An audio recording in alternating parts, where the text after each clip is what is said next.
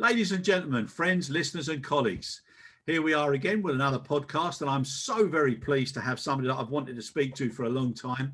And the person in question is Konstantin Vekshin, who's the Chief Commercial Officer of Volga-Dnepr Group. And I hope I got that right, Konstantin. It's a difficult one to get your tongue around, especially. Yes, that's a jawbreaker. Yes, but you got it right, Chris. Thank you very much. Okay, brilliant. Listen, thank you so much for coming on. And I've got to say straight off the bat, you're probably one of the smartest, well turned out people we've ever had on these podcasts. You look absolutely superb. So that's an accolade in itself, my friend. Thank you very much. It's a pleasure to be here with you, and I'm sure we're going to have a wonderful discussion today. Yep. Indeed, sir.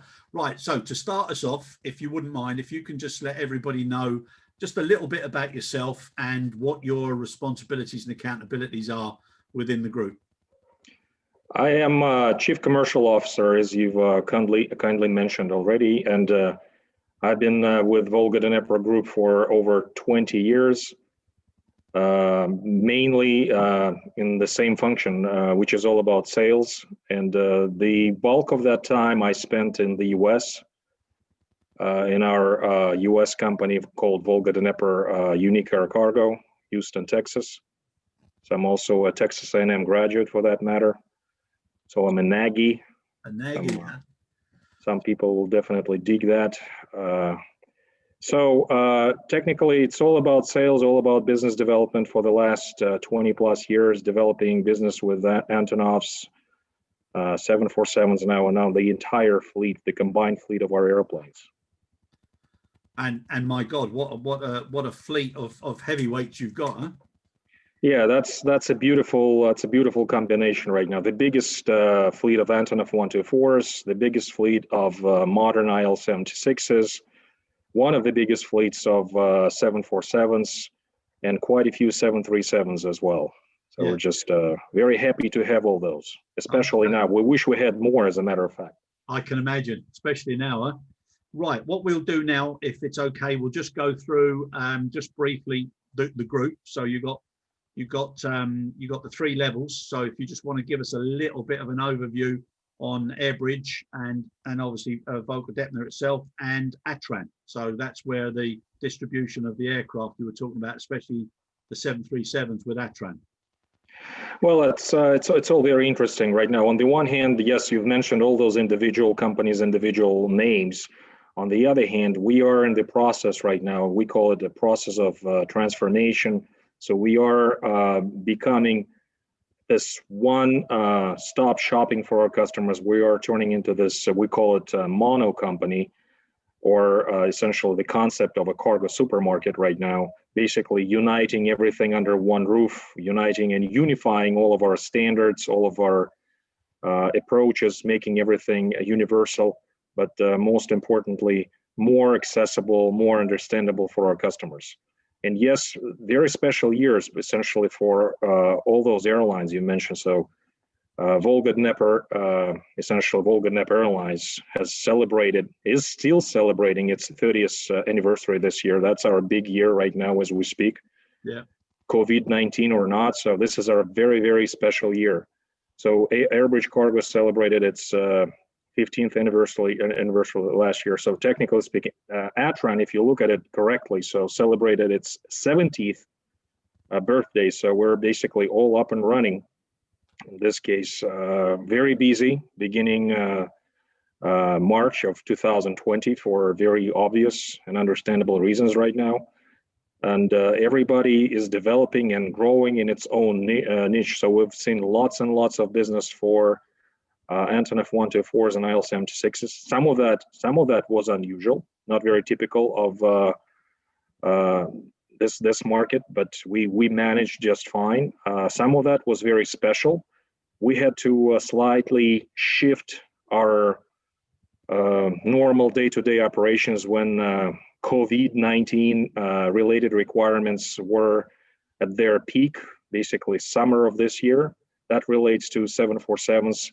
So being a dedicated scheduled operator, so we changed gears slightly. So we were for obvious reasons, flying more dedicated, more ad hoc flights as opposed to dedicated scheduled services. Yeah. So that was more of a fundamental changes. But again, we do remember as AirBridgeCargo that it is a scheduled airline, it is a scheduled operator, and we will continue to stay dedicated and committed to that, being a scheduled carrier. So this is very important for our customers, and we don't want to disappoint anybody. No. So is the case basically for ATRAN, but again, ATRAN, while being committed to its traditional customers, there were quite a few ad hoc operations as well, especially out of China, essentially with PPE and other related cargo, but this is pretty much what we have been doing. Everybody stayed busy. We are staying very busy, essentially. You may call it we're sold out now as well. Yeah. And again, we've never been that busy. And like I said, we wish we had more airplanes right now. Yeah, it's incredible, isn't it? But just coming back to the cargo supermarket, I think that's a great concept.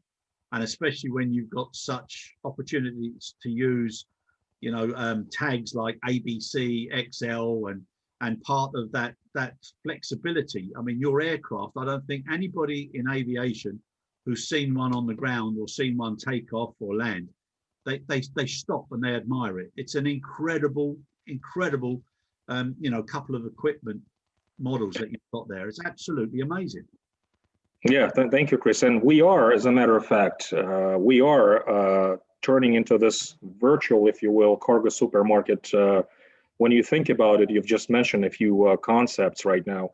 So when you think about it, on some of our airplanes, we have those names basically pointing out our dedication to, let's say, the pharma industry or high tech. And this is essentially, when you visualize all this, you just get inside this cargo supermarket. Number one, you have basically every vehicle to transport your cargo. You can imagine, I mean, you need a ramp-based airplane. Here's your Antonov, or here's your L-76, very dedicated, very special. You need something more dedicated to the transportation of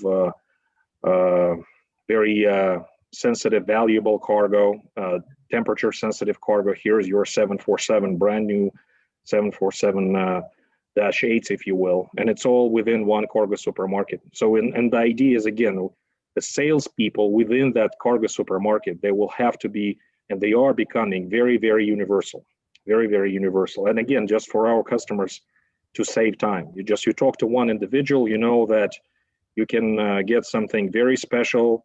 You can get more of a package deal, and this is what we need to be able to offer to our customers. That package deal. If you need something customized, okay, we will talk to you about it. Okay, this leg we can fly as a 747. Then we can carry on with a 737, or we can start with Antonov and finish it up with something else. So that's basically the idea. That's basically mix and match. So if you will. Yeah, it makes a lot of sense. Plug and play, mix and match. And it's also important, like you said earlier, that you do have a regular scheduled option as well as the unusual and the unique. And then you've got a full complement, which is fantastic. That's exactly right. And for us, like I said, it's very important to stay committed to that. But this is what the market wants: predictability. This is the component that is missing right now, and we do appreciate that. And we want to be able to sustain that, because again, this is what we keep hearing from our customers. That's the core necessity right now. I mean, if just to describe it in one word, it's the stability. This is what the market needs. Yep, 100%. And if anything, this virus has taught the whole industry about continuity and sustainability, and you know, how you measure, how you forecast, what your capabilities are. I mean, it's amazing. And I dare say you're going to be entering a purple patch for the next year to 18 months. So it's going to be an incredibly challenging time for all of you, which is a good thing. It is a good thing, but we still feel that we feel the pain, and we see what's going on around the COVID-19 related circumstances, and we are basically glad and we're happy that somehow we are in the position to help. We are in the position to help those people who need our help. So I mean, just if you look at the amount of PPE equipment that's we carried with the help of our partners, even our competition carried. I mean, we don't care how much they cared. We know it's for the good cause. Yep. Basically, we know this ad was done when time really mattered and everything was accomplished, and we continue to do so. In addition to that, we know Christmas is coming. People are expecting gifts. People, young children, I mean, they're expecting all this, and they don't care, technically speaking, COVID or not. People are used to things as such, and hopefully we'll be able to accomplish some of those Christmas-related wishes there, especially from the families, from the young kids. So, and we see lots of that in parallel with PPE, in parallel with healthcare equipment. People still want to be able to celebrate. Life goes on. Yes, it does indeed, sir. And I really like what's on your website with the COVID-19, where you put it in, you verbalize it into, you know, care is our value in difficult times. And I think that's one thing that the industry has done, and most industries now, to be fair. This challenging time for the entire human race has brought people out in people and made people care, and long may that last. I hope that you know, that carries over once the vaccines have been distributed, because it's so important. Now, part of your care program, when the first wave came, how did you manage it? How did you coordinate that with all of your management teams? What were the biggest challenges and successes? The biggest challenge right off the bat was the necessity for us to figure out how to protect our people, how to make our operations relatively safe, if not ironclad.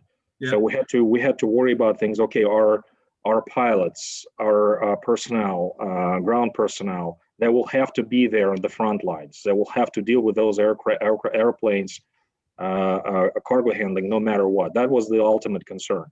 So we had to figure out, we had to think about it, I mean, and just to worry about all those related PPE for them and how to make their lives as predictable and as safe as possible. So it's just, that was challenge number one. Challenge number two, of course, with essentially 4,000 people, I mean, our colleagues all in all around the world. So we had to worry about our office personnel. And in this case, we had to make some quick moves. And let me tell you that towards last week of March, I think we introduced the remote arrangements. So we started getting things done remotely. Yeah. And in terms of our biggest success stories, I want to say our ability, or again, our readiness to get things done successfully while working remotely. That was something unexpected. So we saved tons of money. We saved tons of effort not having to travel, especially under those difficult times. But at the same time, it turned out it was we are a very mature, very well organized organization throughout our airlines. So we were able to deal with that. We were able to deal with all that mess. We were able to stay organized, and we were able to manage our people, and we never let our customers down during those difficult times. Yeah, no, it's brilliant. It's brilliant. Now, obviously, vaccines are everybody now. For the last 3 Mondays, especially over here in the UK, it's been good news, good news, good news. So, you know, first of all, they introduced the Pfizer, and then they were worrying about the temperature range that had to be maintained. Then Moderna came up with an even better range, and now the Oxford and the AstraZeneca is looking like it's equally got the flexibility. But obviously, there's lots of other vaccines that are popping up everywhere. There's some coming up in Russia. They're in China. There's going to be more and more. So people are going to get a huge choice and a huge availability. Now, from your perspective, I would imagine anybody would be putting your names down on a list with regards to task force for distribution to certain parts of the world. So with that being, a point or a term now that people would be referring to, how much involvement are you having with these various task forces that are being built up around with governments, airports, airlines, handling agents? You know, what's your involvement there? Very significant. And again, Chris, thank you very much for this question, because it is essential right now. We keep hearing those stories about challenges we won't be. It's going to be the ultimate or the most challenging, the most complicated operation ever. We don't think so. I mean, yes, there are some challenges and everything, but it's the dialogue, it's the communication that makes it all happen. And yes, we are on very many radars right now, and I'm sure that we are at the top of many of those lists of all those companies involved, and we keep talking to as many as we can right now. Let me call it, we keep talking to the market right now, making everybody aware of the fact that we are ready. Yep. For all intents and purposes, we are ready to cover the world, or at least the better part of that, with our entire fleet. So, and we are ready to fly, and we will fly most demanding types of vaccine. This is what we've been preparing for, not just in 2020. We've been doing it. We've been flying all sorts of vaccine before, and we have the necessary equipment, and we know the culture, we know the technologies right now. We've never been more ready than we are now.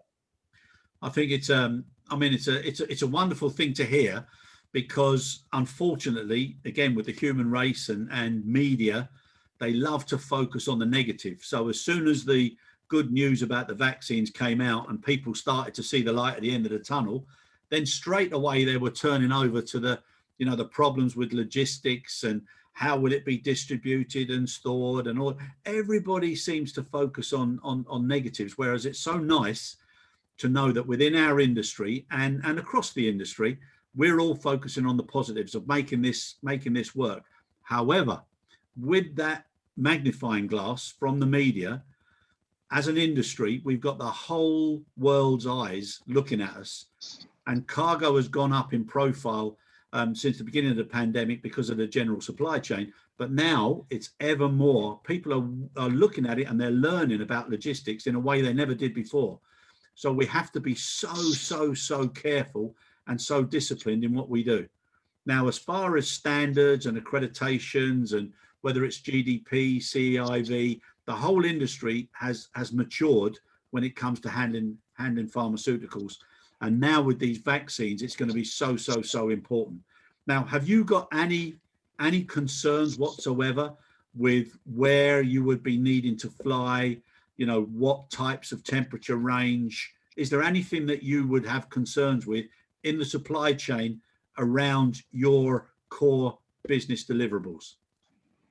Again, great question. And like I said, we've been getting ready for challenges as such. We have all the necessary certifications in place already. We are up to all those standards. And again, as a matter of fact, we are looking forward to having this chance now to be able to respond to all those challenges right now. And to be honest, I mean, technically speaking, I cannot think of any specific bottlenecks. If anything, I mean, we need to watch if there is a clash of all types of cargo basically congesting in one location, but it would be more of a situation around Christmas time, something like that. So other than that, I don't think that there will be any specific issues. I mean, maybe temperature controlled warehousing facilities or lack thereof, that could be one of those potential complications. But as far as the airlift concerns, I mean, it's just, I'm not expecting, there is enough airlift out there. Yeah, which is good. Now, the other thing with the decrease of the decline in the passenger markets and the practical sizing of most of the traditional carriers, that's also reduced general cargo capacities. So now with the pressures on vaccines and more PPE or more equipment, the displacement is also going to be needed to be taken up as well. So that's another opportunity, and it's another support that you're able to give within the community. This is exactly what we've been doing the last 6 months. And yes, fewer passenger flights, fewer airplanes capable of flying, I mean, in terms of passenger airplanes, but we see a few freighters here and there. Yeah. So we see that passenger airlines, they fly cargo on both decks, and it does work out apparently. Yeah. So, and well, in this case, it is what it is, like I said, but the market needs dedication. Market needs stability and predictability. Yeah. That's the most important thing right now, especially when it comes to this time of the year. Nobody wants to take any chances. It's so very important right now, and I guess we are in the right place with our airplanes and the right time. Yeah, 100%. Now you mentioned about the end of the year, and for for those that celebrate Christmas, and children don't see COVID, they just see what they're used to, and life goes on. The one thing that has definitely changed and changed dramatically is e-commerce was always expected to increase, but the levels now, they've fast tracked, and the interface from all generations, everybody from grandparents to people who never wanted to shop online, everybody now is becoming experts. And the e-commerce is just going from strength to strength, from volume to volume. Now, that's obviously a huge, huge market for yourselves.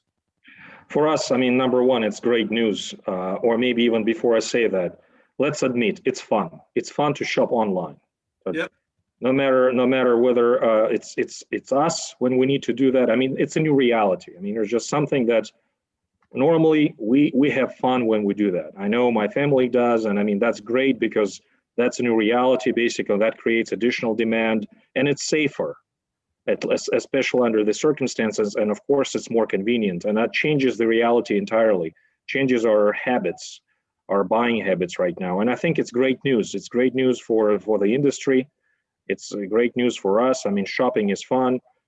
Businesses are working, industries are working, manufacturers are working. Overall, the economy is working. So hopefully, we will see more of that. So that's the circle that I like personally. Yeah, and all depending on the return rates. I don't think it's going to be too long before people get a little star rating themselves for the ones who do too many returns, and they'll be limited.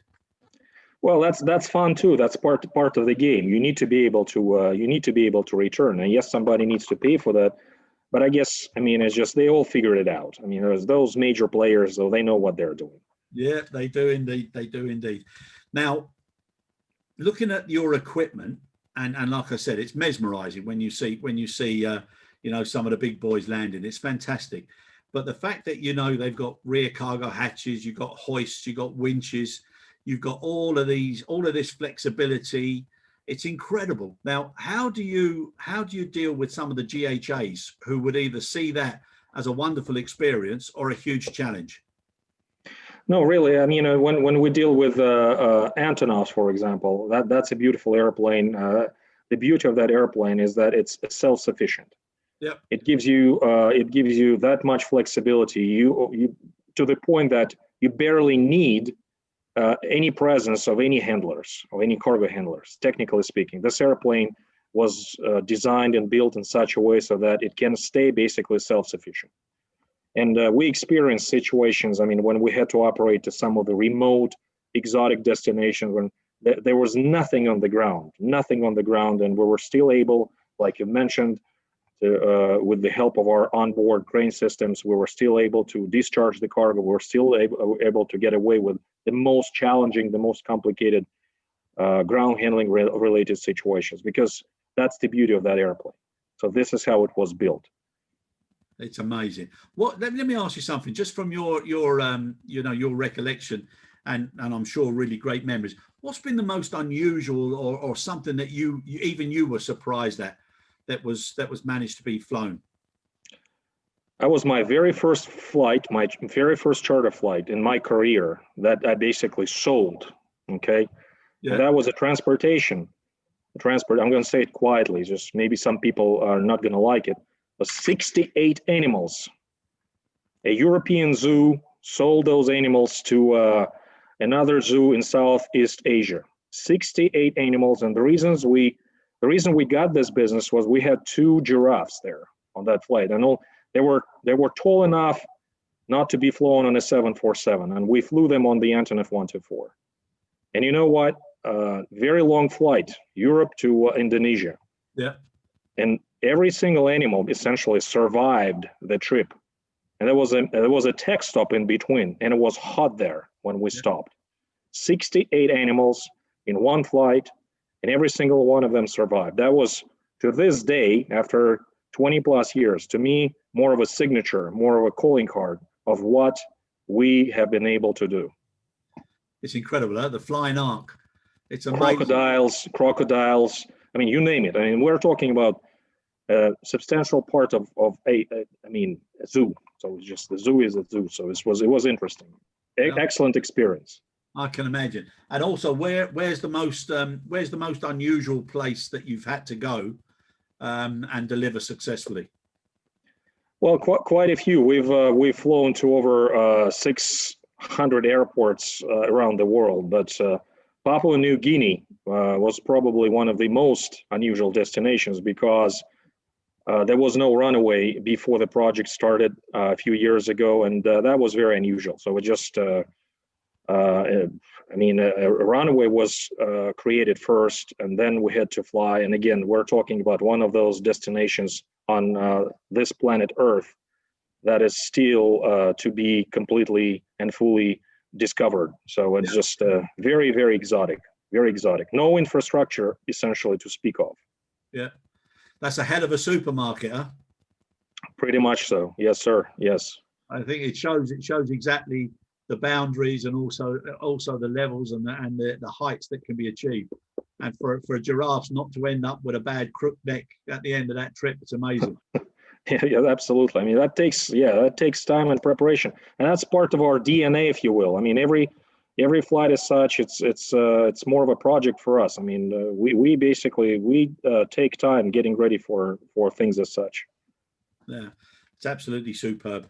Now, also what you've done is you've got a good specialist focus as well, especially with regards to pharma. So you've got Yulia Salataria, and also you've got Casper Pan. So that's also showing the commitment there as well in the specialist areas, which must be well received from all the pharma organizations. Exactly, and I'll tell you more. They're both great, but we have more of a task force right now under Yulia's leadership. So basically, there's more dedication. There's more internal dedication right now, and like I mentioned before, that's basically they spearhead this communication effort, just spreading the word, making people aware, creating this awareness, because it's important. I mean, it's just to, if nothing else, to dissipate some of those rumors that it's extremely challenging or it's almost impossible to accomplish.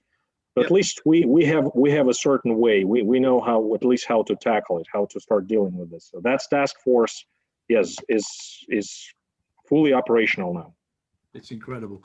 Now, another thing that's come to the fore is obviously with so many people being displaced in our industry, and I don't think it's something that you've experienced, but the level of anxieties and stresses and pressures, and when it comes down to safety issues and human factors, it's a big worry now moving forward for people that are going to have to come back in after furlough. They've been off for a while. There's going to be a rapid reboot or a reset, and then everybody's under lots of pressure.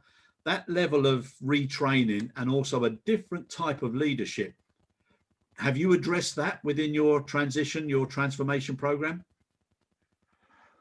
I want to say again, we feel that pain, and we are in sympathy with those who are suffering because of all those things you've mentioned right now. In our case, so far so good. We didn't have to do any of those things yet, but we're painfully aware. We're painfully aware that we need to look for those potential issues developing out of people being displaced or furloughed, then they come back, because again, it does not contribute to a reliable level of qualification when people are away from their jobs for a considerable period of time. Those are the areas we need to be able to address, and we need to be able to get ready for potential complications related to those unfortunate developments right now. I guess we will have to still deal with some of those consequences, unfortunately, hitting basically every industry right now across the board, whether it's aviation or something else. But we're all interrelated anyway, so we keep accepting shipments from various manufacturers, various industries, and it all matters. I mean, how the package was made. I mean, how it was taken care of. And if anybody, again, it was happy enough signing off on the documents at the airport, making sure that everything is delivered properly. I mean, there are no, let me put it this way: there is no room for any of those weakest links in our industry, especially our industry. Yep. Yeah, I think it's you know, we don't promote our industry well enough. I think sometimes, you know, we're always there in the background. People see, they eat their foods, they get their goods, they're happy with what they receive, and they very seldom think about, you know, what's involved in getting it there and getting it back, etc. It's an incredible thing. Now, lots of companies, because of the continuity and sustainability issue, and also cash flow and just in time, whereas now it will be just in case. There's definitely a different mindset that's coming, and obviously in our industry we're more than aware of risks and risk assessing. Now, with the types of cargo and the locations that you've had to experience and cover, you must be, you know, one of the major experts with regards to risk assessments and risk profiling in the business. Again, like I said, we treat, especially when it comes to out of gauge, outsized cargo. So it's a special project. Every time we need to deal with this, it takes time. It takes some time to figure out the actual way of how we can transport it. More often than not, we had to create some additional equipment. So we have special sets of loading equipment to accommodate this or that piece. We need to see exactly what's going on inside one of those huge pieces of equipment. So many things. It's like, again, it's a serious task. And yes, we need to know more about this cargo than oftentimes the actual manufacturer, the designer. So we need to think ahead, predicting some potential behavior potentially of how this cargo can act while inside the airplane, being tied down to the cargo floor. I'm talking about those G-forces affecting potentially this cargo. I'm talking about aggressive temperatures or aggressive levels of humidity affecting this cargo. So we need to worry about things as such. And it's all about education, by the way. While studying, while doing a feasibility study of this or that piece, we still need to talk to our customers and educate them. So please take your time building this equipment. Talk to us first. Think in terms of how to make everybody's lives easier if you talk to us beforehand, as opposed to introducing something at the very last stage of the production process there. So it's a dialogue that needs to be in place and that needs to be promoted. Yeah, so your teams get involved with tie down points and certain external areas that can be used with regards to the securing of the cargo whilst it's on the aircraft, which is so important.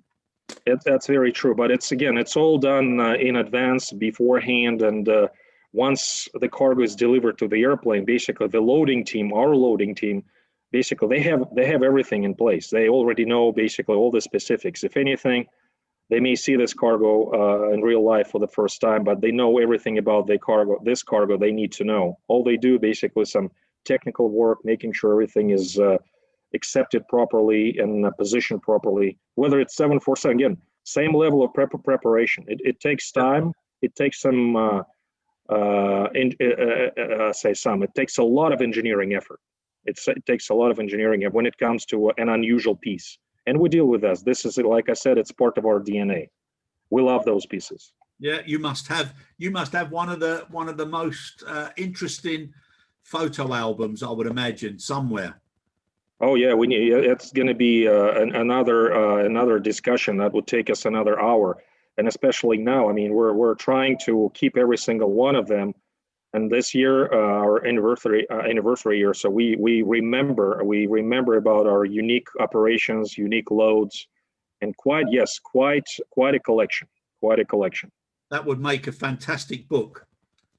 Well, there are some books out there already, and again, there will be more. There will be more because it's so unique, and general audience, when they see that, I mean, they just they cannot help admiring it because it's all unique. You don't see it on a day-to-day basis. When people see that, they immediately appreciate what they see, and they want to have that book. They want to have those photos. Yeah, I can imagine. So maybe something you should do as a special 2020 incentive or gift, because that would definitely bring on new generations of such skilled people to come into our industry, because that visual or just seeing it, it just makes you go, it's just like the wow factor. It's incredible. Absolutely, and this wow factor, that basically one of those things that keeps us going, because it comes in several different ways. I mean, there's a practical implication too, because people keep coming back. I mean, they have trust. They have trust in this equipment, other than the first initial wow factor. So they know we get things done. There is this technology. There is trust in place. Yeah. That we had to develop in the last 30 years. It's amazing. It's amazing. Maybe that's a good name for the supermarket. Wow Cargo Supermarket. Why not? Yeah. Might go down well. Now, with what's happening now, and with everything that you're experiencing, and like I said, you know, it's a way of life. You know, it's like a pendulum. In some situations, certain businesses and industries, they take a bash, and then others, because of that, you know, they have to support. But at the end of the day, the supply chain needs to go, and it needs to keep turning, keep rolling, keep delivering. What do you see now as challenges or perhaps opportunities for improvements for the industry moving forward into 2021? You know, 2020 has been a very revealing year for the air cargo industry. I think in 2020, the entire industry and all of the customers and consumers of the air freight industry, they finally realized the importance, maybe for the first time, the importance and the significance of our industry. Yeah. So when we got in the middle of all this crisis, I mean, technically, we were blessed that air freight was still around. So we were still able to move things around quickly, saving people's lives here and there. I mean, we flew those, not just we flew the PPE itself, but we flew those ventilators. Yep. So literally, I mean, without those ventilators, what are we talking about? Again, would be a lot more challenging. And it's a very, very important year for all of us to understand the importance of the air cargo business, and basically the importance of dedicated cargo carriers. Only few people, I think, realized full well, and essentially, again, the players of the same industry, and we kept talking about it. So, air cargo industry is so very important for the global community. It's such a major player, and for us, the biggest challenge will be, again, just to deal with the situation when there is not enough dedicated freighters. I'm sure we will learn to fly those converted airplanes. Yes, that's almost a given if there is no choice. But again, we will have to deal with those challenges. Learning to fly those converted airplanes, I mean, as efficient. I'm not saying there's something fundamentally wrong with them, but we need to be able to fly them as efficiently as possible. We would be looking to extend the valuable lives of I mean, essentially now unique airplanes, 747s, -8s. We would have to learn to love them in a new way, because we would have to basically take such a great care of them. It's an endangered species right now. Yeah. And that's the overall attention from the community when people keep saying, "Oh, air freight is so expensive." Oh, air freight is. Yes, it may seem a little more expensive than any other means of transportation, but again, it takes some investment to number one, to build those airplanes, and again, acquire those airplanes, and more importantly, to operate those airplanes in a very safe manner. Yep. And 100%. Training of people, I mean, just all the continuity that is involved, and how to sustain this business. It's a very labor-intensive industry we're talking about. It is, and a specialist, very specialist one. I can remember when I was with Lufthansa, I did my weight and balance, and I did my checkouts in Sharjah and Shannon. And when you're the person responsible for that trim and that load, and you see it take off, it's one of the most satisfying things you can actually have. It's wonderful, but it takes an awful lot of training. It takes a lot of rechecking. It takes a lot of focus. You know, it's so important, and it's such an important part of our industry. Safety and security, incredible.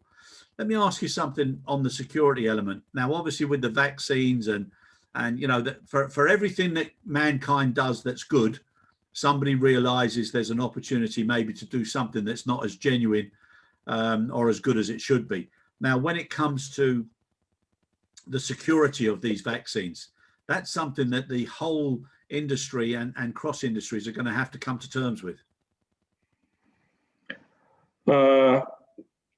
Well, I mean, there are players. I mean, again, it's all.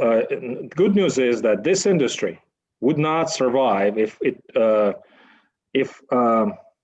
were not run by professionals. Yeah. Every step of the way, we're talking professionals. I mean, professionals and again, regulations and traditions. So good news is that everything is still in place. Everything is still working. When it comes to security, again, the standards are pretty much the same. And technically speaking, if we're talking about cargo, especially everything that is flown by air, normally is expensive. Normally, it's expensive or urgent or something in between. It's a valuable piece of whatever. So, and in this case, again, the system is already in place. The system is already in place to handle and deal with something that requires extra or a couple of extra levels of security. So in this case, again, I don't think we lost anything, even in this very problematic 2020. So the security is there. I don't see any reasons for us to worry about just like that about things as such. But again, every airline is professional enough, otherwise, or airport or any elements of that. Otherwise, again, we would not be doing what we're doing right now. Exactly.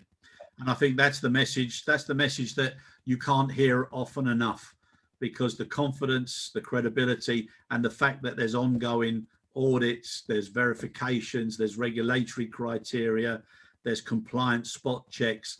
The industry is such a good, safe industry that, you know, it's all these challenges moving ahead now, they're in very safe hands. Absolutely. Absolutely. I couldn't agree more. Yeah. Konstantin, it's a lovely opportunity to talk to you. I think it must be such a privilege to be part of an organization that has the equipment that you have, and the, like I said, that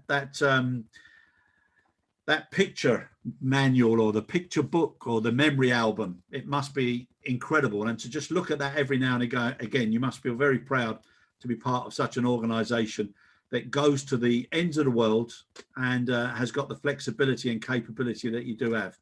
I think it's a wonderful product. Well done. And I think, you know, all of us, we need to give a constant reminder to ourselves and to appreciate all of the staff that are on the front line and have put themselves at risks during the first and now the second wave, and a huge amount of respect to them all. Thank you very much, Chris. It was a pleasure, but I think the biggest privilege in my entire life was that chance when I was growing up, that little town in the middle of Russia, and across the street, those beautiful airplanes were built. That's serious, not a joke. So it's just basically, that's the biggest privilege, and exceptionally proud of the fact that I'm part of those airplanes, the industry, basically, and those airplanes being part of our company. So this is the most incredible thing that can ever happen. So just when basically you're part of the process, when I was basically a teenager, I was basically looking at those airplanes being built. Yeah. And now they're 25 years of age. I mean, still in their prime, I want to say, but it's such a privilege to be around from the very beginning, literally from the very beginning. Yeah, that's what I keep saying to my son. You know, sometimes the old ones are the best ones. You know, never forget them, never underestimate them. They're always there. Exactly. Absolutely true. All right. Well, thank you very much again. Really appreciate you spending your valuable time with us. Thank you, Chris. It's a pleasure. See you later. See you.